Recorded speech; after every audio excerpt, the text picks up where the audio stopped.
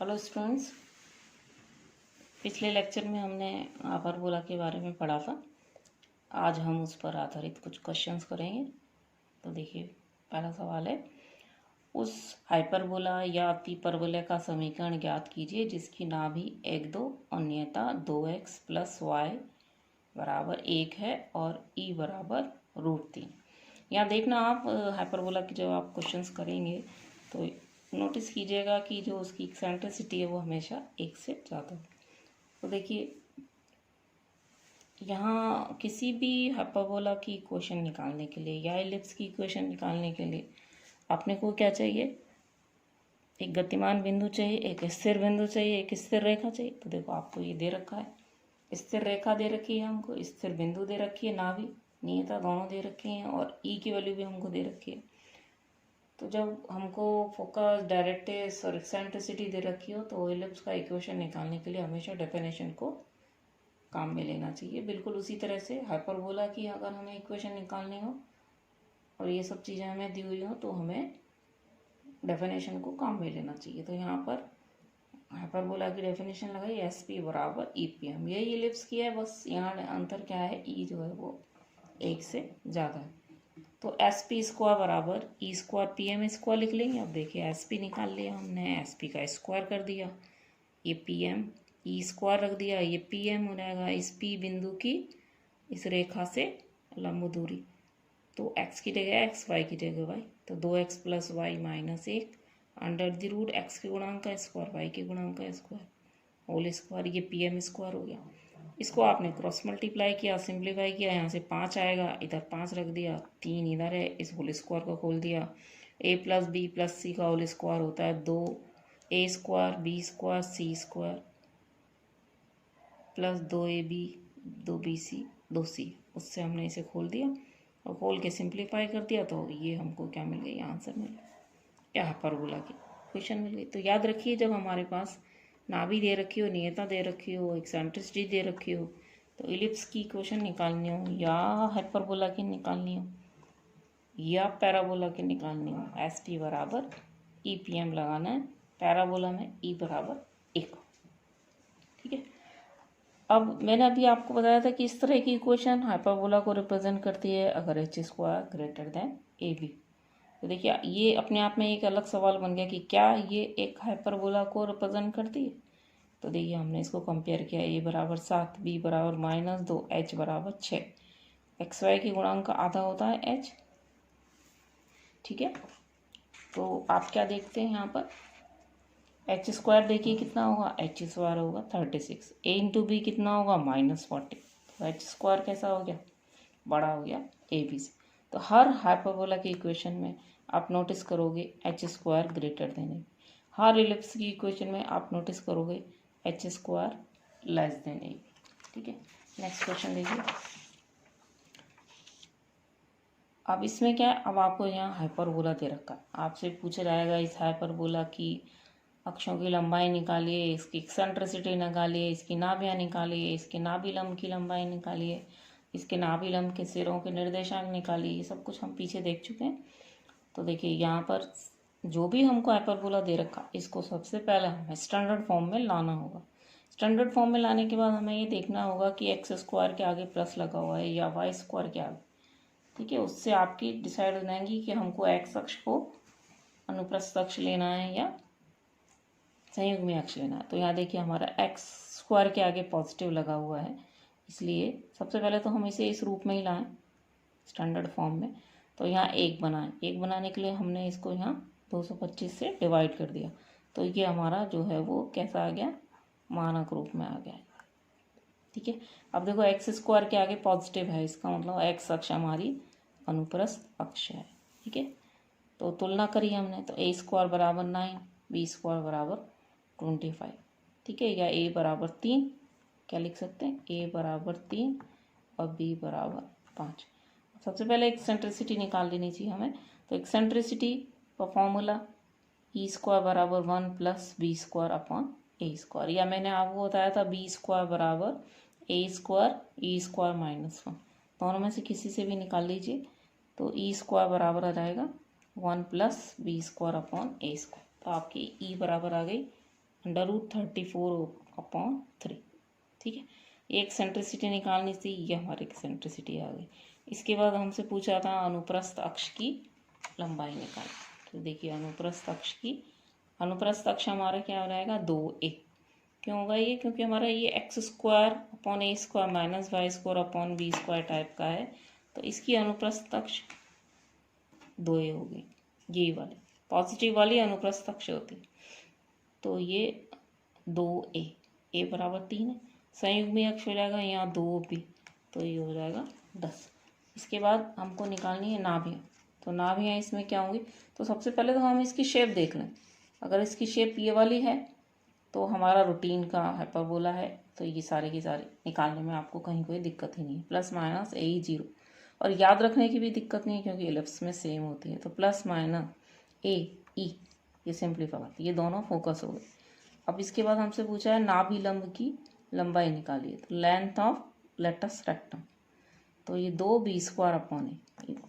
अगर आपसे पूछा जाता कि नियताओं के समीकरण निकालिए, तो x बराबर ±a/e, वहाँ से हम नियताओं के समीकरण भी निकाल सकते हैं। ठीक है, नेक्स्ट देखिए, उस अतिपरवलय का समीकरण ज्ञात कीजिए। अब वापस हम कहाँ आ गए? समीकरण का सवाल है जिसकी, लेकिन यहाँ हमको फोकस डायरेक्ट्रिक्स नहीं दे रखे हैं, कुछ और चीज़ें दे रखे हैं। जिसके अक्ष निर्देश अक्ष हो। तो जब भी किसी हाइपरबोला के अक्ष निर्देश अक्ष होते हैं, इसका मतलब क्या है कि हाइपरबोला हमारा मानक हाइपरबोला है। ठीक है, तो ये कहते हैं एक ऐसे मानक हाइपरबोला का, इसका मतलब है मानक हाइपरबोला का समीकरण निकालिए जिसकी नाभियों के बीच की दूरी 13 और संयुग्मी अक्ष की लंबाई 5 हो। ठीक है, तो हमने मान लिया कि मान लीजिए हाइपरबोला है x² / a² - y² / b² बराबर 1। इसमें हमको दे रखा है दोनों फोकस के बीच की, दोनों फोसाई जो हैं, दोनों नाभियां जो हैं, उनके बीच की दूरी जो है वो हमको दे रखी है 13।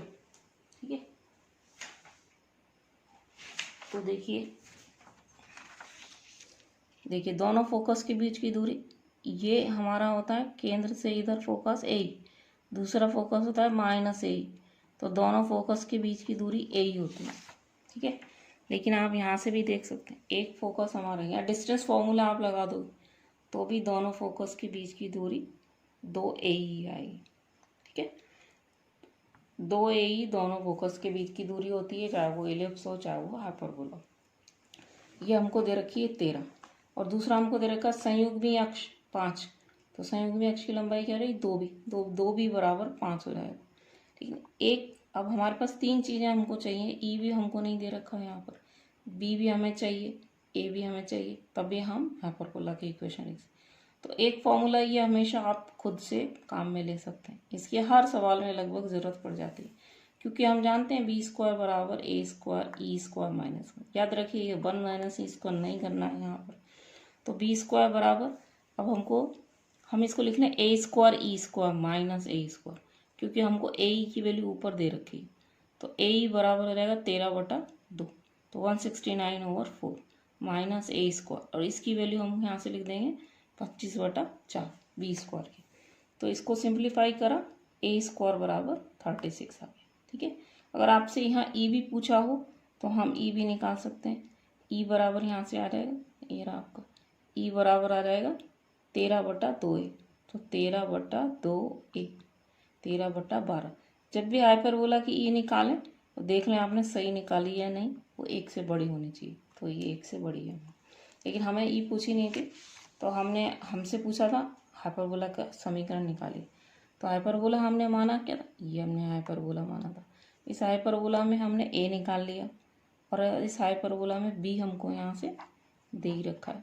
दोनों की वैल्यू होती है x² / 36 y² / b² की जगह लिख दिया 25/4। ठीक है, और ये हो गया 4/25। ये अपना आंसर है। चाहे तो एलसीएम लेके तो सिंप्लीफाई कर लें, ये भी आंसर है। ठीक है, और देखिए अतिपरवलय के अक्षों को निर्देश अक्ष मानकर उसका समीकरण ज्ञात कीजिए जबकि नाभियों की दूरी 16 और उत्केंद्रता √2 है। तो ये भी क्या है कि हमको निर्देश अक्षों को अक्ष मानना है, इसका मतलब ये बात करते हैं मानक पैराबोला। ठीक है, तो इसमें भी हम ये करेंगे कि मान लिए हाइपरबोला का समीकरण मान लिए, ठीक है, माना हाइपरबोला का समीकरण, ठीक है। तब फिर इसके फोकस क्या हो जाएंगे, इसके फोकस हो जाएंगे प्लस माइनस ए जीरो, दोनों फोकस के बीच की दूरी 2a ही होती है, बराबर 16। ठीक है, और ई हमको दिए, ये भी हमको दे रखा है, ये भी हमको दिया है ई बराबर √2। तो ई बराबर √2 रख दो तो 16/2 √2, ये ए की वैल्यू आ गई। इसको थोड़ा सा सिंप्लीफाई कर लें, √2 से गुणा भाग कर दें, नीचे 4 हो जाएगा आपका, 4 2 से कटेगा, 16 से कटेगा और ये सिंप्लीफाई होके इतना आ जाएगा, ए बराबर 4√2। ठीक है, या a² बराबर 32। तो ये आपकी ए की वैल्यू निकल गई, क्योंकि 2a बराबर 16 दे रखा था, ई भी हमको दे रखा है। आप यहाँ से ए कैलकुलेट कर लेंगे। अब बी कहाँ से निकले, तो वापस हम इस फॉर्मूले पर जानते हैं, b² बराबर a² e² - 1। तो यहाँ सब्स्टिट्यूट कर दिया, a² या e², तो ये भी हमारा कितना आ गया, 32 आ गया, क्योंकि यहाँ से 1 बचा। तो b² भी 32 आ गया, a² भी 32 आ गया। तो ये हमारा, हमने यहाँ पर a² b² की वैल्यू रख दी। तो ये दोनों बराबर हैं, तो ये हमारा हाइपरबोला है। लेकिन कौन सा हाइपरबोला है, ये रेक्टेंगुलर हाइपरबोला। ठीक है, याद रखिए, रेक्टेंगुलर हाइपरबोला कब होता है, जब a² और b² दोनों बराबर होते हैं। अगला देखिए, ये बड़ा इंपॉर्टेंट क्वेश्चन है, बहुत बार एग्जामिनेशन में आया हुआ है। वैसे तो मैंने आपको सभी इम्पॉर्टेंट कराए, लगभग सभी जो आपको कराए हैं उस टाइप के, या वो क्वेश्चन एग्जामिनेशंस में आपके आए हुए हैं बोर्ड के पेपर में। तो आप देखिए, ये भी बहुत इंपॉर्टेंट है, बहुत बार आया हुआ है। यदि एक अतिपरवल है और उसके संयुग्मी की उत्केंद्रताएं ई और ई डैश हों, तो सिद्ध कीजिए 1/e² प्लस 1/e² बराबर 1। तो सबसे पहले तो माना एक हाइपरबोला है, x² upon a² minus y² upon b² बराबर 1, ये हाइपरबोला है। ठीक है, अगर इसकी एक्सेंट्रिसिटी e है, तो हम जानते हैं क्या होता है, b² बराबर a² e² - 1। अब हम लिख लें इसका कॉन्जुगेट। ठीक है, तो इसका जो कॉन्जुगेट है उसकी इक्वेशन क्या हो जाएगी, -x² upon a² plus y² upon b² बराबर 1। हमें दिया हुआ है कि इसके कॉन्जुगेट की एक्सेंट्रिसिटी ई डैश है, तो अब आप क्या लिख लेंगे, इसमें देखो बी की जगह ए की जगह बी हो जाता है, ये ध्यान रखना है। तो a² बराबर b², किंतु इसकी एक्सेंट्रिसिटी कितनी कह रहे हैं, ये ई डैश, तो ई डैश स्क्वायर -1। ठीक है, अब समीकरण 1 से हम लिख सकते हैं e² बराबर b² अपॉन a² प्लस 1। ठीक है, और समीकरण 2 से इसको और सिंप्लीफाई कर लें तो इसको ऐसे लिखेंगे, इससे हम लिख सकते हैं a² अपॉन b² प्लस 1 बराबर ई डैश स्क्वायर। ठीक है, इसको सिंप्लीफाई करें, b² प्लस a²। अब 1/e² लिखो, यहाँ इसे उल्टा कर दो, 1/e' लिखो, इसे उल्टा कर दो, दोनों को जोड़ दो, दोनों को जोड़ेंगे एक आ जाएगा। यही हमको सिद्ध करना था। तो इसमें जो याद रखने वाली चीज़ें हैं, ये हाइपरबोला, ये इसका कॉन्जुगेट, इसके लिए ये फॉर्मूला लगता है। तो इस वाले के लिए फॉर्मूले में बी की जगह ए की जगह बी हो जाता है। लेकिन ये कह रहे हैं एक्सेंट्रिसिटी भी इसकी अलग है, तो इसकी एक्सेंट्रिसिटी क्या हो जाएगी, इसकी एक्सेंट्रिसिटी ई डैश हमको दे रखी है, तो यहाँ ई की जगह ई डैश रख देना। फिर कुछ नहीं करना है, यहाँ से ई निकालिए, यहाँ से ई डैश निकालिए, e² निकालिए, यहाँ से ई डैश स्क्वायर निकालिए, फिर दोनों को उल्टा करके जोड़ दीजिए।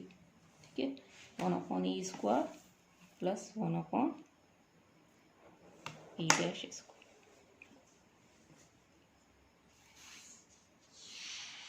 ये देखिए,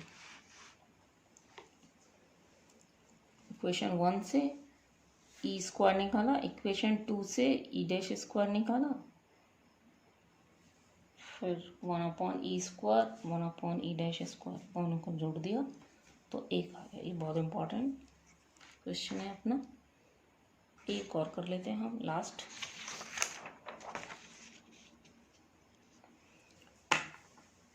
उस हाइपरबोला का समीकरण ज्ञात कीजिए जिसके अक्ष निर्देश अक्ष, ठीक है। तो इसका मतलब ये बात करते हैं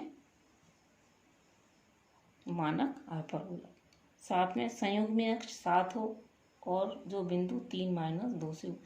अब देखो हाइपरबोला की इक्वेशन में हमारे दो कांस्टेंट हमको नजर आते हैं, ए और बी।